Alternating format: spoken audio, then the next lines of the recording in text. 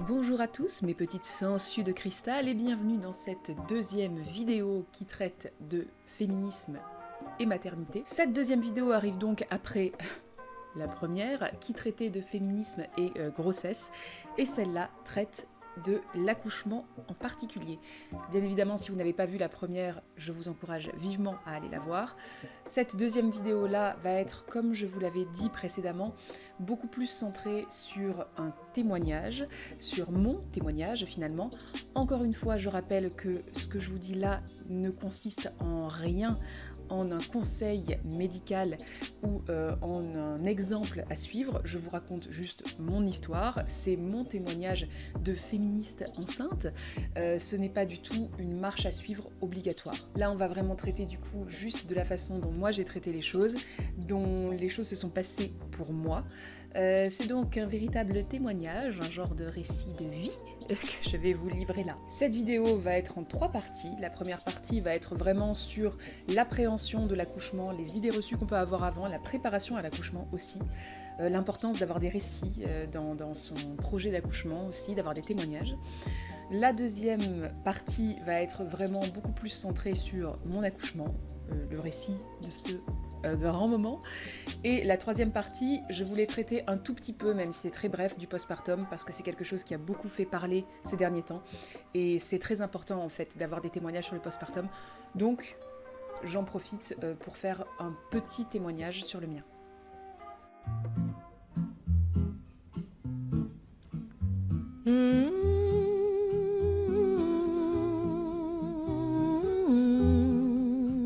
Alors, l'accouchement, qu'on soit féministe ou pas, ça fait peur et je pense que c'est quelque chose qui est universel à toutes les femmes.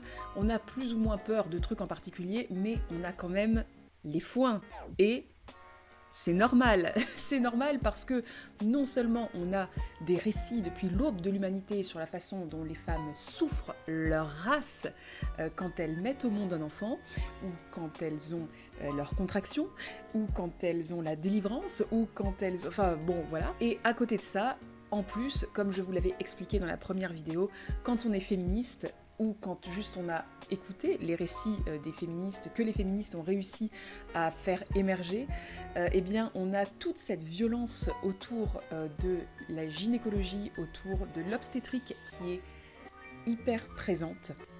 Et du coup, on se retrouve avec énormément de témoignages de gens pour qui ça s'est extrêmement mal passé. Vraiment, il suffit de chercher un tout petit peu pour tomber sur des tas de trucs qui vont te traumatiser à vie. Donc vraiment, c'est très compliqué. Et là-dessus, Internet fait également beaucoup, c'est-à-dire que dès qu'on peut chercher des récits sur Internet, dès qu'on cherche quelque chose sur Internet, eh bien il y a l'espèce d'effet Doctissimo qui fait que on va trouver tout et son contraire. On va trouver tout un tas de récits, tous plus durs les uns que les autres. Et Internet est une source infinie de recommandations, de conseils, de savoir qui est à la fois génial parce qu'effectivement on a tout à portée de main, mais qui est en même temps affreux parce que du coup à peu près tout le monde peut se déclarer gynécologue ou sage-femme et à peu près tout le monde peut donner des conseils sur l'accouchement, la fin de grossesse, le machin. Bien évidemment, j'ai été influencée par tout ça aussi, je n'y ai pas échappé. J'ai essayé de faire en sorte de cloisonner un maximum les différentes informations qui me venaient, mais le fait est que j'ai été quand même exposée à tout un tas d'informations. Tout d'abord, la première chose qui a vraiment été utile pour moi, ça a été d'avoir des récits de potes. Alors, j'ai eu pas mal de récits, mais genre apocalyptiques, avec cette ligne de mire qui était toujours là de « mais tu verras, même si tu souffres énormément et si c'est l'enfer », eh bien dis-toi qu'après tout sera oublié une fois que tu auras ton enfant dans les bras. Et moi, ça ne me convenait pas du tout, mais absolument pas. C'est-à-dire que vraiment, je me disais, mais ne me dites pas ça, ne me dites pas ça, j'ai peur, je ne veux pas entendre, c'est l'enfer. Tu fais bien d'avoir peur. Après tu oublies, mais avant c'est l'enfer. Ça vraiment, je l'ai entendu beaucoup et ça m'a extrêmement stressée avant l'accouchement. Dieu merci, j'ai eu aussi des témoignages beaucoup plus sympathiques et beaucoup plus doux de l'accouchement, et notamment Big up à vous les cousines, des super récits de mes cousines d'accouchement qui étaient assez tranquilles finalement, où elles avaient pris les choses au fur et à mesure et où ma foi, ça s'était passé. Et ça s'était plutôt bien passé. Donc du coup je me suis raccrochée à ça très très fort, d'autant plus que leur projet à elles correspondait plus à mon projet à moi que j'avais décidé de faire par rapport à cette grossesse. En effet, moi finalement quand on m'a dit qu'est-ce que vous voulez pour votre accouchement, j'ai juste dit je souhaite rester en vie, être en bonne santé et que mon bébé soit en vie et en bonne santé aussi. Donc vraiment mes exigences en termes d'accouchement en étaient là, à peu près. Sur mon projet de naissance, que ma gynécologue m'avait fait faire quand même, il y a littéralement marqué « Fais confiance à l'équipe ». Donc vraiment, je n'avais pas de projet particulier en tête, je tenais à le dire, parce que c'est quelque chose qui est de plus en plus courant de nos jours. J'en avais déjà un peu parlé dans la première vidéo. Tout naturellement, il faut en reparler dans cette vidéo-là, c'est ce principe d'appel à la nature qui ferait que ce serait peut-être plus féministe d'accoucher sans péridurale, d'accoucher sans un univers médical, de faire complètement confiance à son corps. Encore une fois, on peut très bien le faire. Je suis sûre que ça marche hyper bien pour plein de femmes. Moi, ça ne me convenait pas du tout. Et je n'avais vraiment pas envie de ne pas avoir accès à la péridurale. Or, j'avais un petit souci qui faisait qu'à cause de mon handicap, j'étais obligée du coup d'avoir des injections. À cause de ces injections-là, je n'avais peut-être pas droit à la péridurale. Et autant au début, quand je ne savais pas que j'allais peut-être ne pas avoir droit à la péridurale, j'hésitais, je me disais tiens, pourquoi pas, peut-être que je ferai sans, mais de toute façon, peu importe, puisqu'elle sera toujours là, possible. Et en fait, quand on m'a dit que je ne pouvais pas l'avoir, brusquement, je me suis dit ah ouais, non mais je la veux en fait. Je veux en tout cas avoir la possibilité de l'avoir. Pour moi, et c'est là où je veux en venir, pour moi vraiment, le principe d'accoucher dans un milieu médical, dans ma situation à moi, c'était pour moi aussi l'assurance que s'il se passait quelque chose, tout comme s'il ne se passait rien, si j'avais envie brusquement d'avoir la péridurale ou si je n'en avais pas envie, eh bien tous les choix allaient s'offrir à moi parce que j'allais être entourée par tout un éventail de possibilités. Je voulais surtout pas me retrouver bloquée dans une situation. J'avais besoin d'avoir toutes les possibilités ouvertes à moi. Ma maternité faisait des accouchements nature. Enfin nature, oui, il y a une salle nature, on va dire, où on peut accoucher dans l'eau, on peut accoucher sans péridurale, il y a des lianes où se pendre, là ça fait très nature, des lianes, wouh, Tarzan. Donc oui, il y a des lianes auxquelles se pendre, il y a des ballons, un grand lit, etc. Bon, vraiment tout pour qu'on puisse passer ce moment-là sans péridurale.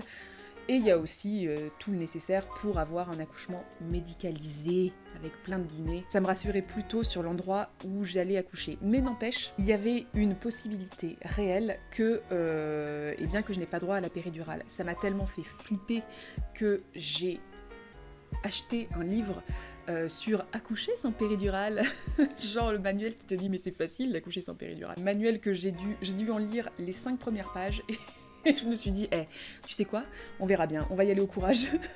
Parce que vraiment, tout ce que je lisais et qui était censé me rassurer me faisait flipper à bloc. Ce que j'aimerais dire là, c'est ne stressez pas. Alors, vous pouvez stresser bien évidemment pour votre accouchement, mais ne stressez pas sur le fait de vous dire « Ah merde, je flippe et ça se trouve, c'est hyper mal de flipper ». Non, vraiment pas, vraiment pas. Ce n'est pas mal de flipper et c'est pour ça aussi que j'ai voulu faire cette vidéo-là, c'est que je pense qu'un témoignage positif de quelqu'un qui a bien pris les choses, qui a bien vécu les choses d'un accouchement, c'est essentiel à trouver parce que moi c'est quelque chose que j'ai cherché et que, encore une fois, j'ai trouvé auprès de mes cousines et encore une fois, merci pour tout parce que sans vous ça aurait été une panique, mais vraiment une panique, mais c'est quelque chose que j'ai pas forcément trouvé ailleurs. Donc ça peut être très important et très bénéfique de regarder ce genre de vidéo-là, qu'on ait envie d'accoucher naturellement ou pas, ou qu'on veuille des enfants ou pas d'ailleurs. Une fois que j'ai eu ce projet de naissance en tête, que je me suis dit, je vais choisir ou non d'avoir la péridurale, je me suis bien évidemment posé la question de est-ce que c'est féministe ou pas, est-ce que c'est faire preuve de faiblesse, entre guillemets, de se prévoir un truc en backup au cas où au niveau de la douleur, est-ce que finalement en faisant ça, je suis féministe parce que est-ce que je fais confiance réellement à mon corps puisque je dis que j'ai besoin d'une équipe médicale. Par rapport à ça, je vais pouvoir vous donner une réponse très très claire, très rapidement. Croyez en quelqu'un qui souffre quotidiennement physiquement à cause du handicap, de façon plus ou moins intense selon les jours, mais qui a l'habitude de gérer la douleur. Il n'y a aucune gloire à savoir gérer la douleur, il n'y a aucune gloire à endurer la douleur, et surtout, il n'y a aucun courage féministe là-dedans. Je pense que justement, le principe du féminisme, c'est de pouvoir laisser le choix total aux femmes. Et si elles ont envie de vivre l'accouchement sans péridurale, eh ben, qu'elles aient la possibilité de le faire, bien évidemment. Un engagement féministe, c'est faire en sorte que ces femmes-là puissent avoir un choix et puissent voir leur choix être respecté et du coup pouvoir aussi avoir une péridurale sans forcément avoir des gens qui vous disent ah ouais mais je pense que tu fais pas très confiance à ton corps et c'est pas le mieux pour être féministe. Non, pour moi clairement féminisme et douleur n'ont rien à voir l'une avec l'autre et encore une fois je le répète mais c'est très important, il n'y a aucune gloire à souffrir. Aucune. À partir de là, du coup, où je me suis dit que de toute façon, j'allais avoir l'accouchement que je voulais, c'était aussi très très clair dans ma tête que je ne pouvais pas le rater. Et ça, c'est quelque chose qui est très important aussi et que je tiens à vous dire. Il est impossible pour moi, tout comme j'avais dit avant qu'il était pour moi impossible de rater sa grossesse, entre guillemets. Alors, bien évidemment, une grossesse qui va à terme, etc. Je veux dire qu'il n'y a pas de mauvaise façon de vivre sa grossesse. Eh bien, il n'y a pas de mauvaise façon d'accoucher. Vraiment, il n'y a aucune façon pour moi, en tout cas, de rater son accouchement. Forte de ce sentiment-là, quelque part, j'allais beaucoup plus tranquillement aux séances de préparation à l'accouchement. Parce que j'avais des récits, mais mine de rien, c'est bien aussi d'avoir des récits qui racontent des choses dures, parce qu'on s'attend à tout, finalement. On est au courant de ce qui peut se passer de moins bien, tout comme ce qui peut se passer de mieux. On est au courant aussi que systématiquement, ça va pas être l'enfer, que certaines femmes le vivent très bien, etc. Bref, je pense que voir tout un tas de récits, ça contribue aussi énormément à aller tranquille, aussi tranquille que possible, à son accouchement. Et pendant ces séances de préparation à l'accouchement, sont arrivées 3 peurs réelles, mais qui découlent aussi énormément des témoignages que j'avais reçus, parce que j'ai beau dire que quelque part, tous les témoignages sont bons et que j'étais assez tranquille avec ça, etc.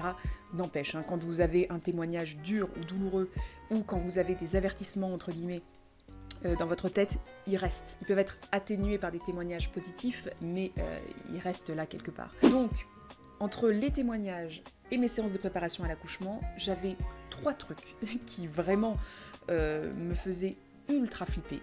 C'était d'avoir des contractions dans le dos, des contractions dans les reins, parce que tout le monde dit que ça fait beaucoup plus mal.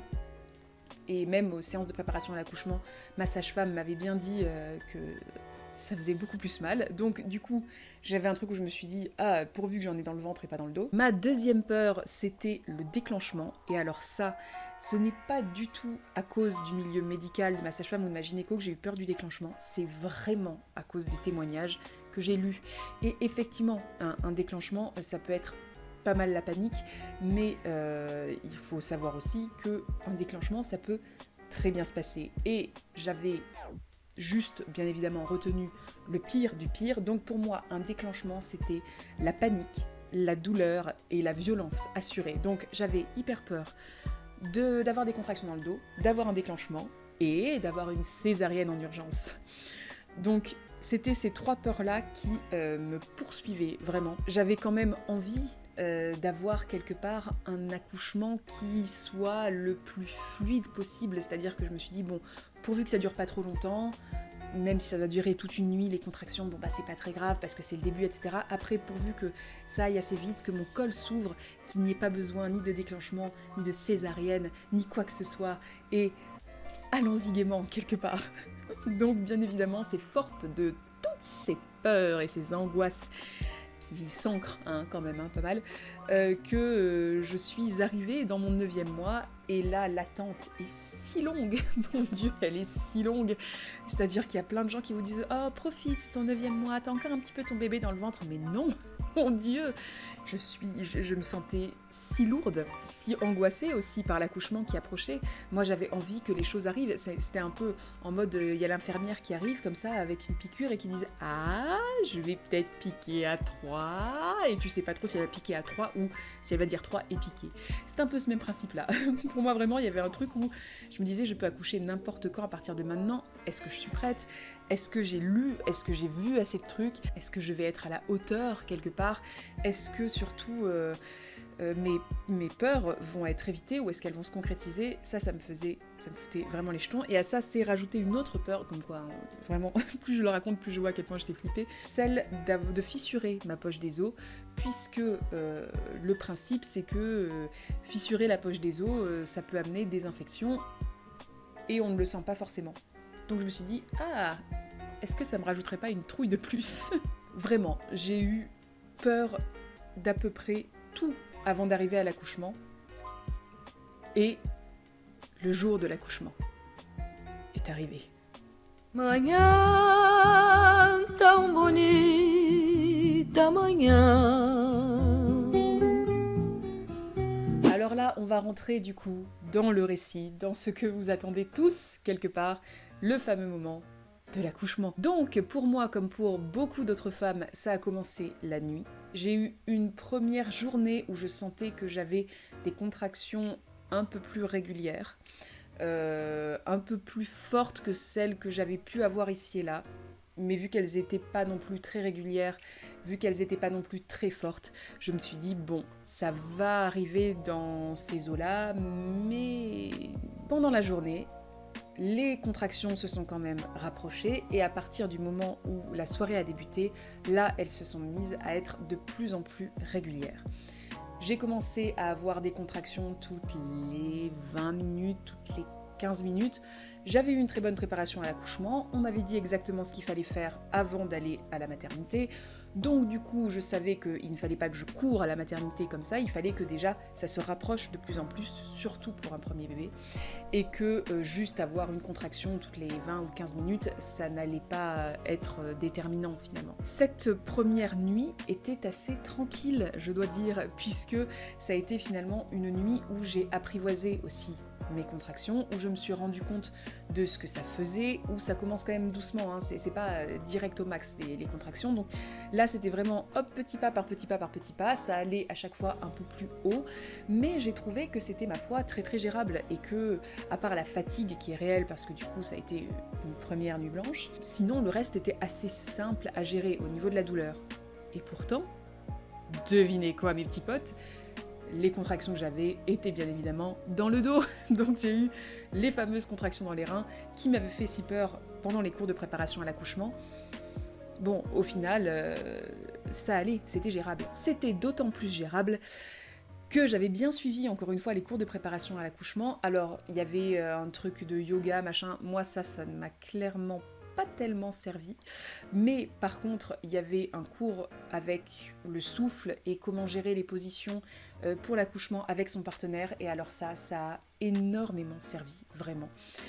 Puisque avec un ballon de grossesse, avec mon compagnon qui était du coup là et qui essayait de reproduire du coup les positions qu'on avait vues en cours de préparation à l'accouchement, vraiment je trouvais que le début des contractions, tout le début des contractions était assez simple finalement, assez facile à intégrer à partir du moment où on met un peu de côté le fait quelque part qu'on va avoir ça pendant un temps déterminé. Et c'est là le premier point, je pense, très important pour bien vivre son accouchement, en tout cas ça l'a été pour moi, c'est le fait, c'est quelque chose qui est très courant aussi dans la gestion de la douleur au quotidien. Donc encore une fois, moi j'avais peut-être cet avantage-là sur plein d'autres, c'est que la douleur, je l'appréhende un peu mieux dans la mesure où je la connais peut-être un peu mieux. Cette gestion-là de la douleur, finalement, elle est beaucoup plus simple si on la prend au moment même où elle existe. Alors ça paraît un peu idiot comme ça, mais vraiment il ne faut pas anticiper la douleur, c'est un peu le principe, c'est un peu ce qu'on essaie de nous faire comprendre aussi dans les cours de préparation à l'accouchement. En tout cas ça avait été un vrai point dans les cours que moi j'avais suivis, et c'est un point du coup que je comprends tout à fait, c'est-à-dire que une contraction ça va faire quelque chose comme ça, et que si on commence à avoir peur là, alors qu'il y a tout ça avant que ça redescende, eh bien quelque part ça va être un enfer, et de plus en plus au fur et à mesure que les contractions s'intensifient et qu'elles se rapprochent. Donc du coup, le fait de vivre les choses sur le moment, le fait de surfer sur la douleur, c'est pareil, ça paraît très imagé dit comme ça et très flou, mais vraiment il y a une façon de vivre la douleur au moment où elle est là, de l'intégrer et du coup pouvoir profiter aussi quand elle commence à redescendre. Ça, c'était vraiment hyper important dans ma façon d'appréhender la douleur au quotidien, ça a été aussi très important du coup dans la façon d'appréhender la douleur de l'accouchement. Cette première nuit de contraction, eh bien, ça va, voilà, je la passe plutôt bien. Au bout d'un moment quand même, je trouve qu'elles sont très régulières et beaucoup plus proches. J'appelle la maternité qui me dit en gros, soit vous pouvez encore attendre un peu, soit si vraiment vous avez envie de venir, venez. Bien évidemment, que fait une hypocondriaque quand un médecin lui dit « Oh, si vous avez envie de venir, venez !» Elle vient, donc du coup, je me suis déplacée à ce moment-là à la maternité. J'avais passé toute la nuit à avoir des contractions, donc vraiment ça a été sur le matin où j'ai commencé à me dire « Tiens, allons à la maternité !» tout en sachant très bien que les contractions n'étaient pas assez rapprochées pour que vraiment le travail commence. Une fois que j'ai été à la maternité, on m'a effectivement fait tous les examens qu'il faut faire à ce moment-là. Encore une fois, les gens ont été doux, ont été compréhensifs, je me suis pas fait engueuler parce que j'étais arrivée plus tôt, je pense qu'ils ont vraiment l'habitude d'avoir des femmes paniquées qui débarquent en disant « Je suis en train d'accoucher !» alors qu'elles ont encore du temps. On m'a fait tous les tests, comme on s'y attendait un petit peu, bon, et ben, il n'y avait rien de particulier.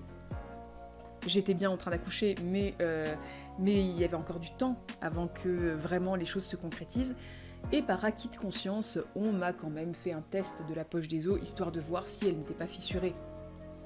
Eh bien, deuxième petite case de peur cochée, ma poche des os était fissurée. Donc vraiment, là je me suis dit que ça allait être panique, puisque si poche des os fissurée, en fait ça nous laisse à peu près... Alors là, je pense que beaucoup de gens vont me corriger hein, si c'est faux. Oula. Je crois qu'il ne faut pas vraiment que ça dépasse un certain nombre de temps. Il me semble que c'est 48 heures. Un peu plus peut-être, je ne sais pas. Je ne sais plus. En tout cas, il y a un genre du coup de moment butoir où on ne peut plus rester avec une poche des os fissurée parce qu'il y a un risque d'infection pour le bébé et pour la maman. Donc en plus, à partir de ce moment-là, il faut prendre des antibiotiques, etc. Vraiment, ça a été pour moi un genre d'angoisse et en même temps, je me suis dit, oui, mais comme ça, au moins, je reste à la maternité, puisque du coup, au lieu de me faire repartir comme il était prévu à la base, eh bien, on m'a dit, bah non, restez, du coup, puisque la poche des os est fissurée, maintenant, il faut être en observation. J'ai donc pris possession de ma chambre à la maternité. On en est donc là à une nuit entière de contraction, et le matin, on m'installe dans la chambre de la maternité. Là, je fais connaissance avec des sages-femmes que je vais recroiser d'ailleurs par la suite, et mon gynécologue de garde, alors qu'il n'était pas le mien à la base, qui est un gynécologue de garde, et avec tout le monde, j'ai un très très bon contact. Vraiment, les gens sont gentils, les gens sont doux, les gens n'ont pas l'air d'être pressés particulièrement. Chose qu'il est bon de préciser également, mon compagnon a pu rester avec moi dans ma chambre. Ça a l'air de rien comme ça aussi, mais le fait de me dire qu'il allait pouvoir rester là, qu'il allait pouvoir être là toute la nuit, je crois que c'était pas forcément possible avec des chambres doubles.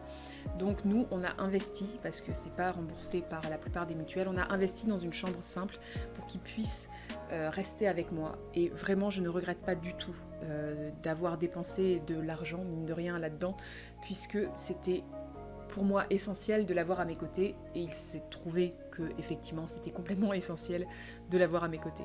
Pendant la journée, les contractions se sont plutôt atténuées, ont diminué.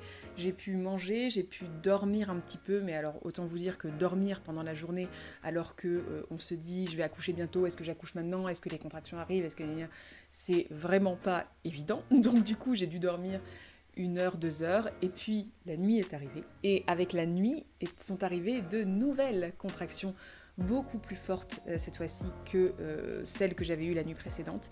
Elles ont commencé pareil, en fin d'après-midi, dans la soirée, et puis elles se sont intensifiées petit à petit. Là, ça a vraiment été la vraie expérience des contractions, toujours dans le dos, parce qu'on change pas une équipe qui gagne. Et donc ces contractions très fortes dans les reins, c'est là où la gestion du souffle, ou la gestion des positions, où tout un tas de trucs sont vraiment rentrés en compte là-dedans. Vraiment.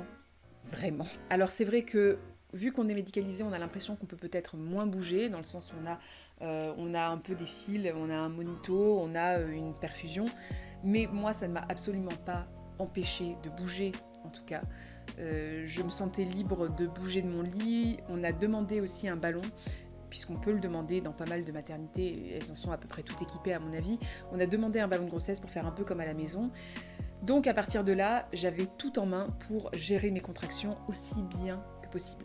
Même si les contractions étaient plus fortes et plus douloureuses, encore une fois, je les ai pas trouvées ingérables. Et je les ai pas trouvées ingérables, à mon humble avis, parce que j'ai suivi les conseils de la sage-femme de nuit qui était là, qui était un amour de femme, qui a été là très souvent, qui était à côté de moi, qui nous a donné des techniques en plus, c'est-à-dire des points d'acupression, des choses comme ça pour dévier la douleur, qui a accompagné mon compagnon, qui m'a accompagné moi aussi, qui regardait de temps en temps à quel point le col était ouvert ou pas. Bref, elle a vraiment été là, et le fait est que au début c'était un peu compliqué, on va dire, psychologiquement, parce que même après une moitié de nuit de contraction, mon col n'avait pas bougé d'un pouce. Donc du coup, je me suis vraiment dit, bon bah là c'est sûr, je vais avoir un déclenchement, ça n'avance pas, c'est si long, c'est si long. Et effectivement, il a bien fallu toute la nuit pour que le col se décide enfin à bouger. Mais encore une fois, à part la fatigue qui était à nouveau extrêmement présente, parce que on va dire, 36 heures, je pense que j'avais dormi 2h30. Donc du coup, forcément, j'étais épuisée. Mais là, pour le coup, les contractions étaient tellement rapprochées que je ne pouvais pas dormir entre deux contractions. Je piquais vaguement du nez, mais vu qu'elle reprenait tout de suite, dès qu'il y avait un bas, tac, elle reprenait tout de suite. J'avais pas tellement le temps de m'assoupir quelque part. Pour autant, ça a été une nuit belle, vraiment une belle nuit, parce que ça a été quelque chose de très fort à vivre avec mon compagnon.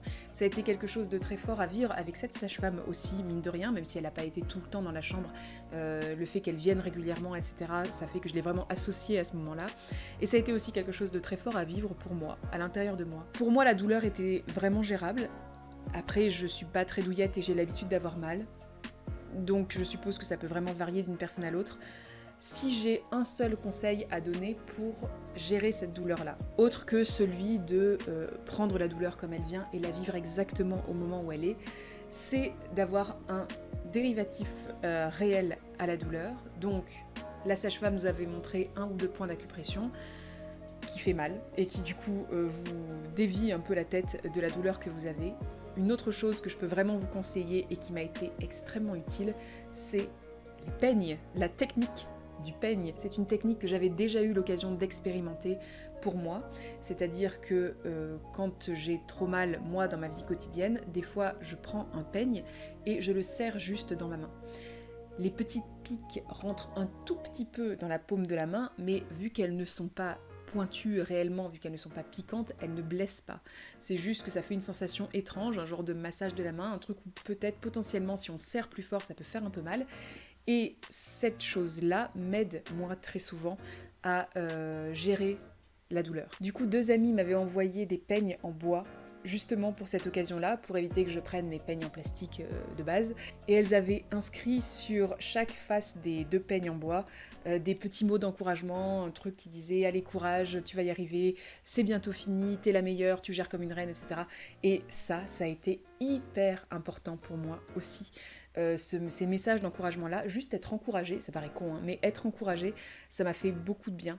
Donc, quelque part, j'ai été accompagnée autant que je le pouvais, puisque je savais que j'avais ma famille très présente derrière moi, j'avais mes amis très présents derrière moi, j'avais mon compagnon qui était là physiquement derrière moi, et j'avais cette sage-femme qui était aussi là physiquement et qui m'encourageait beaucoup. Et du coup, en serrant ces 2 peignes, en me concentrant sur leurs messages positifs, en me concentrant sur la douleur que je pouvais ressentir à travers eux, petit à petit, ma douleur à moi passait beaucoup plus facilement. J'arrivais beaucoup mieux à la gérer. Et ça, plus des techniques d'auto-hypnose que j'ai un peu l'habitude de faire aussi pour faire passer la douleur, c'est-à-dire vraiment scanner son corps, essayer de repérer exactement l'endroit où ça fait mal pour se concentrer uniquement là-dessus. Toutes ces techniques-là m'ont permis vraiment de passer une bonne nuit, finalement. À la toute fin de cette nuit, la sage-femme, juste avant de partir, parce qu'elle avait fini sa garde, a regardé mon col et, miracle, il avait bien bougé, il était ouvert à 4. Big up à tous ceux qui savent ce que c'est qu'un col ouvert à 4. Donc du coup, il était assez ouvert en tout cas pour qu'on puisse m'emmener en salle d'accouchement et qu'on puisse commencer à me faire accoucher.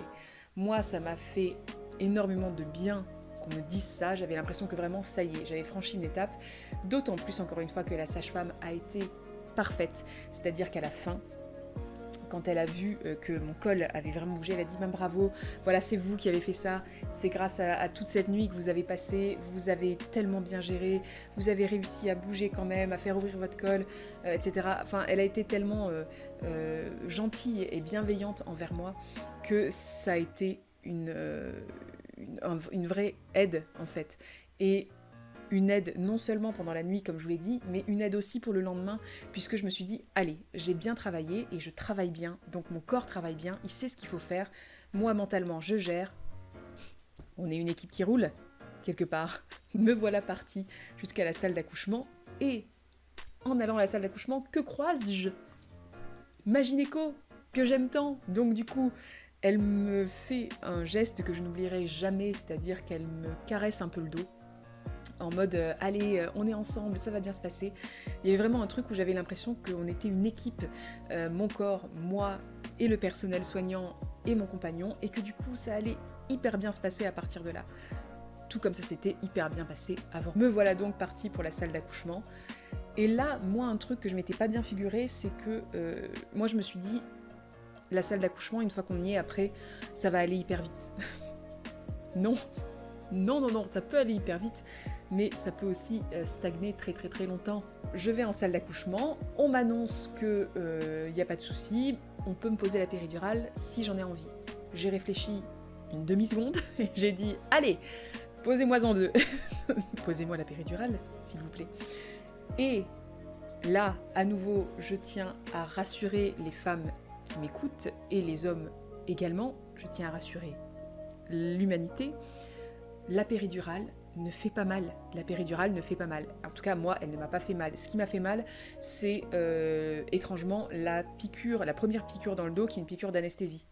Mais une fois qu'on m'a fait cette piqûre dans le dos, j'avais une telle trouille, d'autant plus qu'on fait sortir le compagnon effectivement pour faire la péridurale. J'ai chopé une sage-femme, je l'ai mise en face de moi, je me suis accrochée à son cou et du coup l'anesthésiste qui était là m'a fait la péridurale.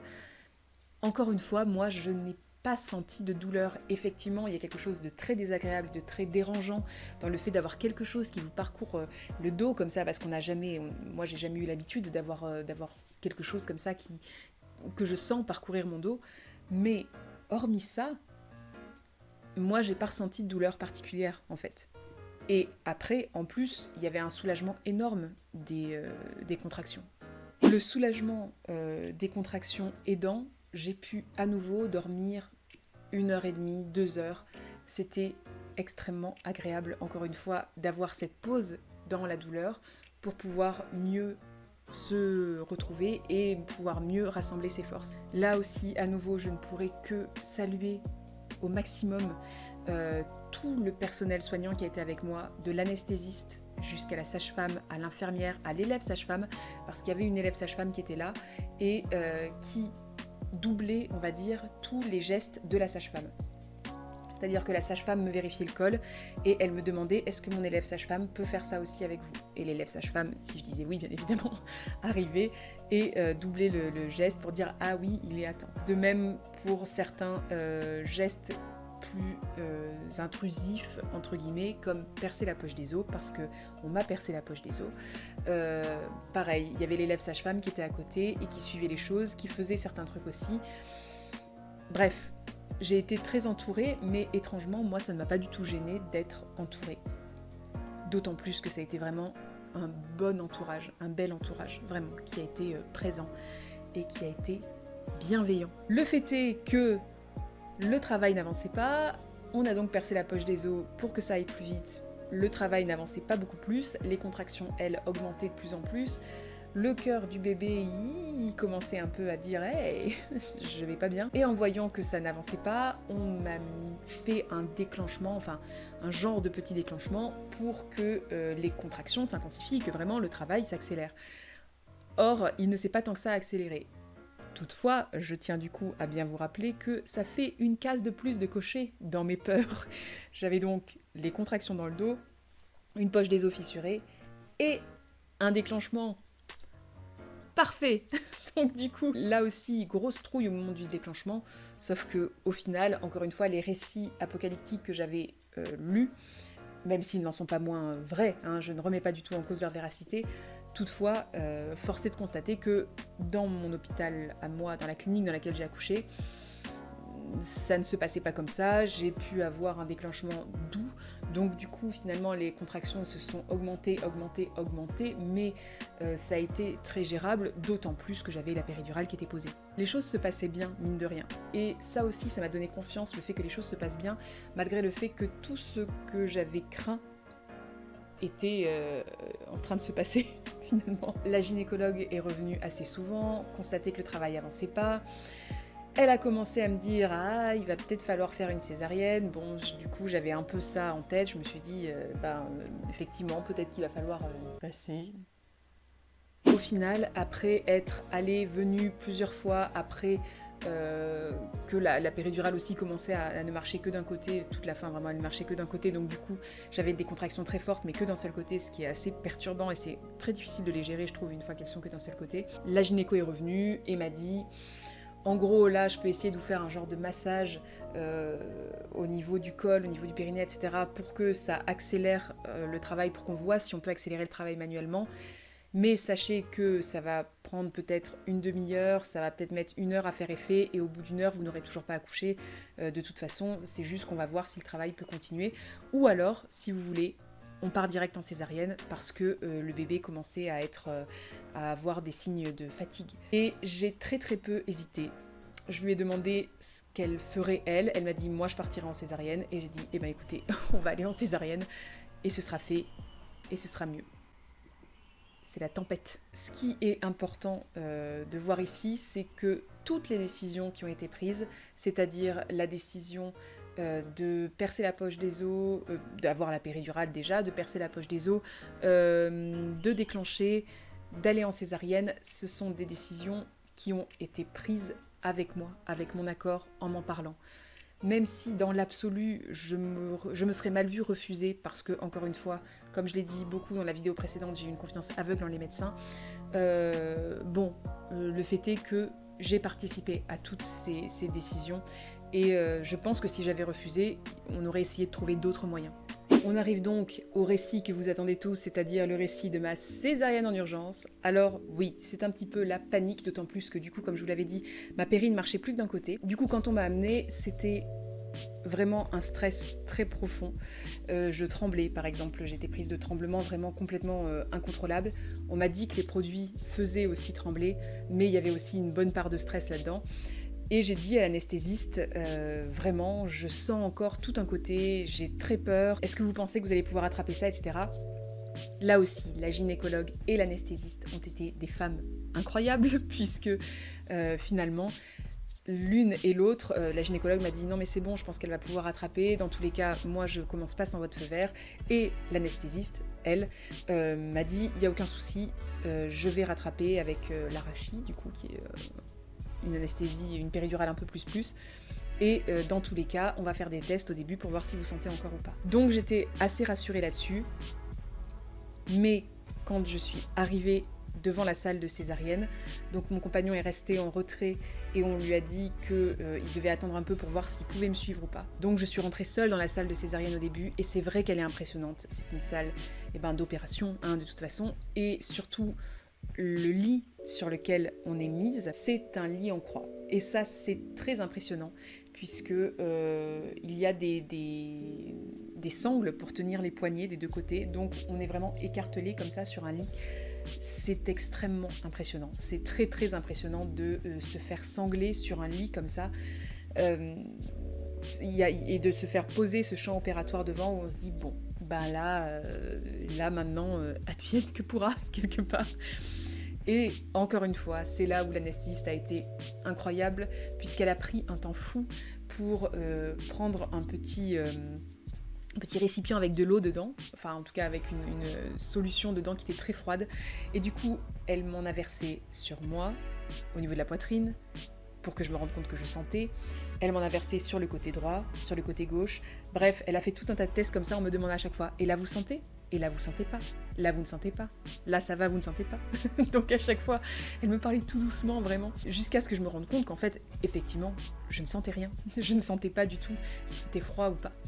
Devant, il y avait la gynécologue qui avait vraiment les mains levées, qui était prête à opérer, mais qui attendait le feu vert de l'anesthésiste, et donc le mien. À ce moment-là, on a fait rentrer mon compagnon en tenue verte entièrement, il s'est mis à côté de moi. Moi, je continuais à trembler très très fort, et là, je pense que vraiment, c'était les produits, parce que j'étais assez calme, en fait, dans ma tête, mais vraiment, j'avais un réflexe de tremblement qui était ultra puissant. C'est là où on comprend aussi les sangles, et du coup, il s'est assis à côté de moi, et à partir de là, la césarienne a commencé. J'ai dit, avant que la césarienne commence, j'ai demandé à l'équipe de m'appeler Elsa. Parce que j'avais l'impression que ça allait être plus simple pour moi de vivre les choses avec quelqu'un qui me dit « c'est bon Elsa, on y est presque, allez Elsa, je commence, allez, etc. » plutôt que d'avoir quelqu'un qui me donne du madame ou du mademoiselle. Finalement, j'avais une telle confiance en l'équipe, c'était une marque pour moi de plus qu'il m'appelle par mon prénom, et c'est ça qui m'a aussi beaucoup donné du courage. Je vous conseille de faire ça, ça coûte pas grand chose, l'équipe très souvent accepte. Moi, l'équipe m'a dit en gros on n'a pas l'habitude de faire ça, mais on va essayer. Donc du coup, ils m'ont tous appelée Elsa du début jusqu'à la fin de la césarienne. Mon compagnon était donc à côté de moi, là la césarienne a commencé, j'ai raconté n'importe quoi à mon compagnon, vraiment n'importe quoi. Je pense que étrangement, j'ai très peu de souvenirs de ce moment-là, de ce que je lui ai dit. J'ai beaucoup de souvenirs de ce moment-là, mais j'ai peu de souvenirs de ce que je lui ai dit, alors que je sais que je lui parlais quasiment en continu. Je lui ai dit plus ou moins que je l'aimais, que j'étais heureuse d'avoir été jusque-là avec lui, etc. Je pense que limite, je lui faisais mes adieux. C'était très particulier comme moment. Pour lui, je pense, à vivre. Je pense qu'il pourrait vous en dire quelque chose aussi. Quelque part, ce serait peut-être intéressant d'avoir son vécu à lui. Mais moi, j'étais dans une situation très calme où je sentais qu'on m'ouvrait le ventre, mais je ne sentais pas de douleur. On sent quand même qu'il se passe quelque chose, et quelque chose d'assez violent, mais on ne sent rien au niveau de la douleur. Et du coup, je pense qu'il y avait un truc un peu particulier qui s'est fait dans ma tête, où je me suis dit, mon cerveau s'est mis un peu en mode primaire, en mode bon, eh bien, au revoir, adieu tous. C'était très étrange. Pendant ce temps-là, pareil, j'avais les infirmières qui continuaient à me parler, l'anesthésiste qui continuait à me parler. Il y avait quelque chose de très doux et de très concentré là-dedans. Et en même temps de très bienveillant. C'était assez fou comme moment. Et à un moment, j'ai entendu le cri de mon bébé. La gynécologue m'a dit « Il est là, Elsa !» Et je sais qu'il y a les infirmiers ou les sages-femmes, je ne sais pas qui étaient là du bloc, ont fait une blague par rapport au fait qu'il criait fort, et ils ont dit ah bah voilà, lui au moins vous l'entendrez crier quand il pleure, il pourra pas passer inaperçu, etc. L'anesthésiste m'a dit il faut lui faire un bisou, faites-lui un bisou, et on me l'a mis à côté de la tête. Moi je pouvais juste tourner la tête pour lui faire un bisou, mais du coup j'ai rencontré vraiment son regard à ce moment-là. J'ai vu mon compagnon pleurer, je pleurais aussi très fort, je savais plus du tout où est-ce qu'on en était. J'ai juste dit 1000 fois à mon petit bienvenue, bonjour, bienvenue, et on l'a emmené avec mon compagnon pour qu'il fasse le pot à pot et les premiers soins. Et là, j'étais seule du coup pendant un bon bout de temps quand même, le temps qu'ils mettent les choses en place, qu'ils fassent la délivrance, qu'ils recousent, etc. Donc c'était assez long, mine de rien. Je sais que certaines femmes vivent ça comme quelque chose de très violent. Moi, j'ai vécu ça comme quelque chose de très irréel. C'était même au-delà de ça. J'étais en flottement complet. J'étais très reconnaissante, encore une fois, à l'équipe médicale. Et j'avais un amour énorme, du coup, pour cette équipe médicale. J'aurais voulu tellement leur dire des choses, mais j'étais à moitié perdue, shootée aux hormones. Donc vraiment, il s'est passé quelque chose... encore une fois, là, de très doux, où il y a eu un changement d'anesthésiste, parce qu'il y en avait une, du coup, la mienne, qui terminait sa garde, et un autre qui est arrivé à ce moment-là. Il a fait une blague sur la façon dont ma gynécologue et la sage-femme, je suppose, qui était là, avaient recousu, ou l'infirmière, je ne sais pas qui s'en occupe, avait recousu ma césarienne. Du coup, sur le fait que la cicatrice césarienne n'était pas hyper égale, etc. il a lancé une petite pique à ma gynécologue qui lui a répondu sur le ton de la rigolade. Et la vie, brusquement, qui s'était mis entre parenthèses, vraiment qui s'est mis en pause au moment où on a sorti le bébé, où j'ai écouté ses cris, etc., tout ça était en train de reprendre autour de moi. Et je sais que ça peut être violent pour certaines femmes, mais moi, ça a été un moment où juste je planais encore un peu. Et je me suis dit, bon, ben mon bébé est en sûreté avec la puéricultrice qui l'a pris en charge et avec mon compagnon. Moi, je suis en sûreté entre les mains de ces médecins qui ont fait naître mon bébé et qui ont fait en sorte qu'il aille bien et que moi aussi. Tout va bien. Et c'est ce que me répétait l'anesthésiste qui du coup a pris donc la première, hein, la femme, pas celui qui arrivait après et qui faisait des vannes sur la façon dont la cicatrice était faite. C'est ce que m'a répété l'anesthésiste et l'infirmière qui était à côté de moi, qui avait pris la place de mon compagnon et qui me caressait la joue. Vraiment, j'ai le souvenir qu'on me caressait la joue en me disant ça va, tout va bien, ça s'est bien passé, c'est parfait, tout va bien, Elsa, tout va bien, c'est presque fini, tout va bien. Et d'avoir cette espèce de mantra-là, tout va bien, m'a complètement calmée, presque endormie légèrement. Et on m'a recousu, on m'a revêtu du champ, enfin on m'a enlevé le champ bleu pour, voilà, pour m'amener dans la salle de réveil. Là aussi, je sais que c'est très violent pour certaines femmes. Moi, ça a été un moment nécessaire, cette salle de réveil. Effectivement, on partage la salle de réveil avec tout le monde.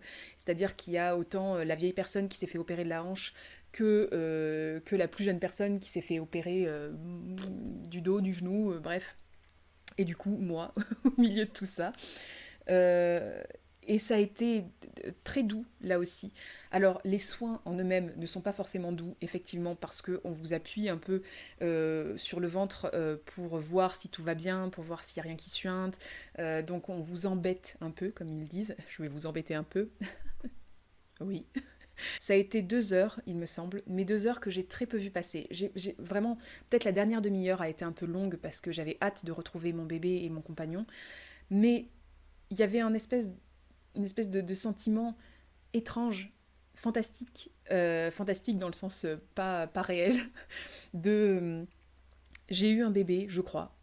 Je me souvenais vaguement de ses yeux, de ses traits de visage, mais là tout de suite, j'avais pas la preuve que j'en avais réellement eu un. Juste, j'étais seule avec moi, avec mon corps, et je me rendais compte que mon corps m'appartenait, que j'étais à nouveau seule dans mon corps, que j'avais plus mon gros ventre, que je sentais plus bouger à l'intérieur. Voilà, que les choses étaient en train de redevenir normales, entre guillemets. Et du coup, pour moi, ces 2 heures-là, cette heure et demie-là en tout cas, a été un moment qui m'a fait du bien, où je me suis retrouvée moi. Et ça a été un vrai sas de décompression avant de retrouver la chambre avec le bébé, le compagnon, enfin, toutes ces choses-là, quoi. Donc ça a été un vrai sas nécessaire et agréable, quelque part, étrangement. Et puis, on m'a amenée dans la chambre, et là, j'ai vu mon compagnon et l'enfant, et effectivement, les émotions étaient tellement puissantes, je saurais pas dire, j'aurais bien du mal à les décrire maintenant. En tout cas, l'accouchement en lui-même a été pour moi un passage, mais pas une épreuve. Ça n'a pas été l'enfer. Et pourtant, j'ai eu tout ce que je redoutais, encore une fois. Hein. Les contractions dans les reins, le déclenchement, la césarienne en urgence, la fissure de la poche des os. J'ai tout eu. Et pour autant, j'ai, j'ai tout vécu entouré par de la douceur, par de la gentillesse, par de la bienveillance, par du respect. J'ai tout vécu extrêmement bien. Et pas tant dans la douleur que ça, grâce à la péridurale, bien évidemment, mais vraiment pas tant dans la douleur que ça. C'était quelque chose qui était très faisable. Et en ressortant de l'accouchement, je me suis vraiment dit, bon, bah ça se fait. Et j'étais même pas shootée aux hormones. Vraiment, bien après l'accouchement, je me suis vraiment dit, bon, bah ça se fait. Et même pendant l'accouchement, je me disais, bon, bah ça se fait. Voilà. Pas d'angoisse. Ou en tout cas, moins d'angoisse que ce qu'on pourrait croire.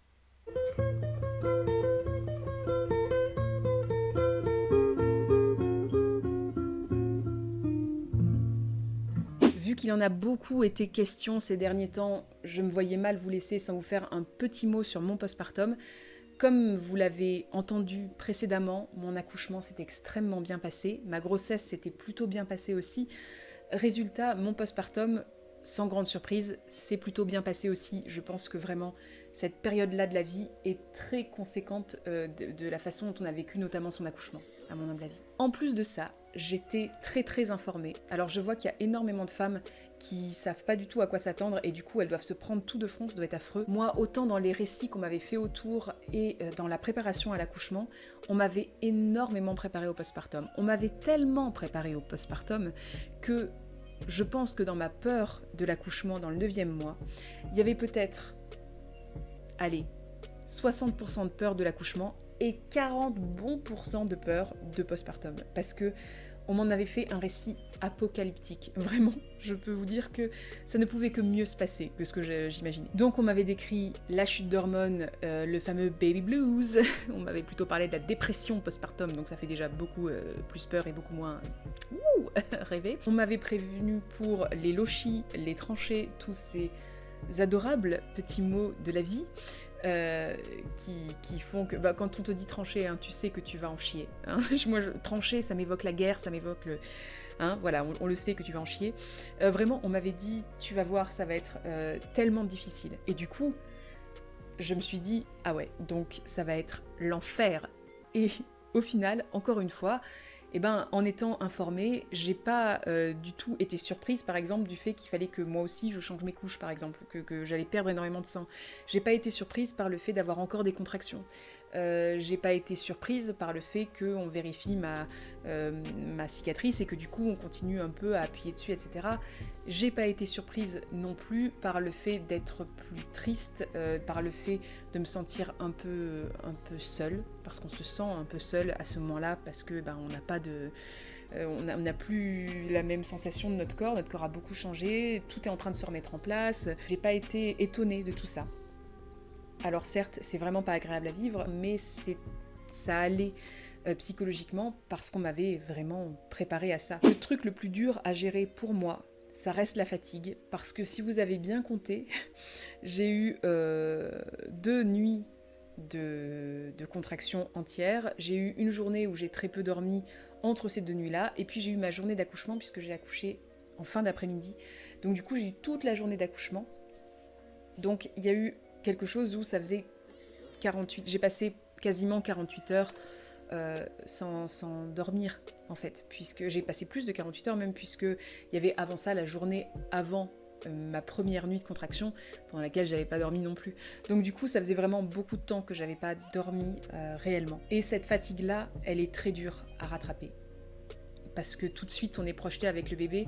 Nous, on nous a proposé bien évidemment de mettre le bébé en garde, entre guillemets, donc en nurserie, pendant la première nuit pour nous reposer, mais moi j'arrivais pas à m'en séparer, donc du coup je l'ai gardé près de moi, le bébé, et on n'a pas particulièrement dormi la première nuit non plus. Donc je trouve que ce qui est dur dans le postpartum, c'est la fatigue, et c'est la gestion des émotions liées avec cette fatigue-là. C'est le fait de se sentir très dépassé aussi par les événements, parce qu'on se demande si on est un bon parent.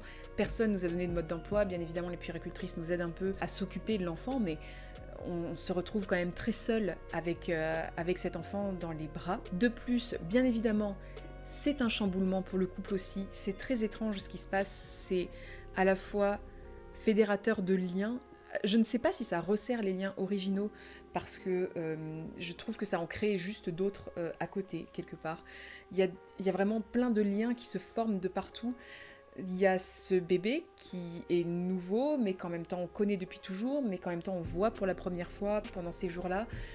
Moi, j'ai pas eu de problème d'attachement à mon bébé, j'ai pas eu de problème de quoi que ce soit, finalement.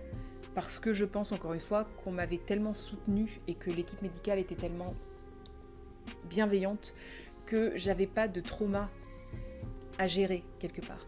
J'ai eu juste à gérer les conséquences physiques de la césarienne, où par exemple, oui, la cicatrice m'a fait mal pendant pas mal de temps. Je trouve que par exemple, on est très peu suivi après la sortie de l'hôpital. C'est ça surtout. Le séjour à l'hôpital était court, moi j'ai trouvé.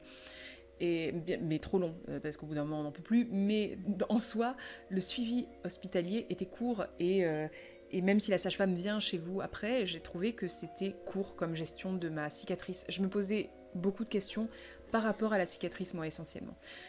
Et en bonne hypocondriaque, j'avais très peur qu'il y ait une infection, qu'il y ait un truc à l'intérieur, qu'il y ait un truc qui soit pas normal, etc. Et là-dessus, je trouve qu'il y avait assez peu de suivi. En plus de ça, à la fatigue, on va dire, réelle de l'accouchement, s'ajoute la fatigue qui faisait que, en fin de grossesse, voire même en début, mais moi j'ai eu la chance que ce soit qu'en fin de grossesse, vous dormez beaucoup moins bien. Moi, à partir de la fin du 2e trimestre, je dormais jamais une nuit d'affilée. Donc là, on va dire que ça fait 4 mois avant la naissance du petit, plus là il va avoir 3 mois, et bien ça fait à peu près 7 mois que je n'ai pas fait de nuit réelle d'un seul bloc. Au début, c'est très particulier, et en plus, on a tendance à en vouloir à son partenaire qui vit, lui, ce truc-là de fatigue, mais sur un temps plus court. Moi, du coup, je me suis mis à avoir un genre d'agacement envers mon partenaire en me disant « mais oui, mais forcément, toi t'es moins fatiguée », et j'avais un truc où j'avais besoin de reconnaissance sur ce que je venais de vivre, j'avais besoin qu'on me dise que j'avais des raisons d'être fatiguée, que j'avais été courageuse, qu'il fallait me protéger, me préserver, me coucouner, etc. J'avais vraiment besoin qu'on me le dise en fait, et j'avais l'impression que mon partenaire ne me le disait pas assez. Mais ça, je pense vraiment, vraiment que ce sont des choses qui se retrouvent chez tous les couples après un accouchement. La femme qui a accouché l'a vécu de plein fouet. À nouveau, on retombe sur des problématiques dont j'ai pu parler dans la dernière vidéo, mais une grossesse, mine de rien, ça se fait assez seul. Et du coup, voilà, tout ce passage-là, après, on se rend compte effectivement qu'on a passé la grossesse et l'accouchement physique, et finalement, on l'a vécu dans notre corps, et même si l'autre était très là, on ne peut pas tellement faire autrement.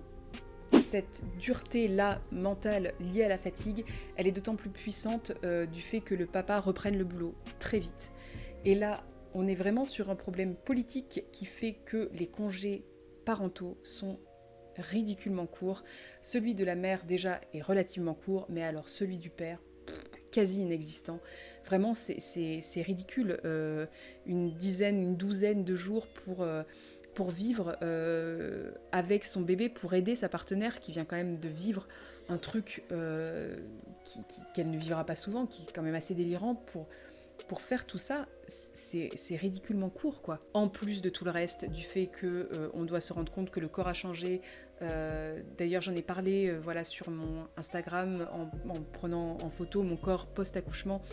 Il y a plein de choses qui changent et qui sont difficiles à comprendre. Le partenaire est plus qu'essentiel dans ce moment-là et il ne peut pas être là. Il ne peut pas être là autant qu'il le veut. Et encore une fois, c'est pas la faute du partenaire, puisque très souvent, il travaille extrêmement mal à ce moment-là, parce que, pareil, il aurait besoin de plus de temps, pour s'habituer à cette nouvelle situation, à ce nouvel état de fait, mais il ne peut pas. Et c'est très étrange. Et c'est très étrange à vivre, aussi. Je pense que je vous ai à peu près tout dit sur la façon dont s'est passée cette fin de grossesse et cet accouchement. Je vous ai fait entrevoir mon postpartum à moi, qui, comme vous le voyez, n'a pas été hyper violent à vivre, mais je pense qu'il n'a pas été hyper violent à vivre parce que le reste n'a pas été hyper violent à vivre. Encore une fois, c'est pas parce que moi j'ai un très bon vécu de tout ça que c'est forcément quelque chose qui maintenant coule de source pour tout le monde et que c'est quelque chose d'universel. Ça reste un témoignage parmi d'autres. Peut-être que j'ai eu de la chance, peut-être que juste les choses sont en train d'avancer, peut-être que les choses sont en train de changer. Toujours est-il que moi, c'est quelque chose que j'ai très bien vécu. Grossesse, accouchement. Je peux dire, sans mentir réellement, que l'accouchement a été un très bon moment. Vraiment, ça a été un très beau moment à vivre. Assez étrange, mais très beau. Malgré le fait que, encore une fois, j'ai coché toutes les cases qui me faisaient peur. Ça aussi, je tiens à le dire, et je tenais à faire cette vidéo aussi pour ça.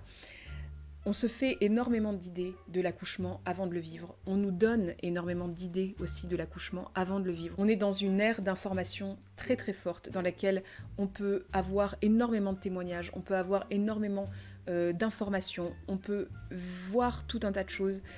Et là-dedans, je pense que vraiment c'est important de se saisir des quelques témoignages positifs qu'il y a. Il faut vous dire qu'on donne son témoignage essentiellement quand les choses ne se sont pas passées comme il fallait, en fait.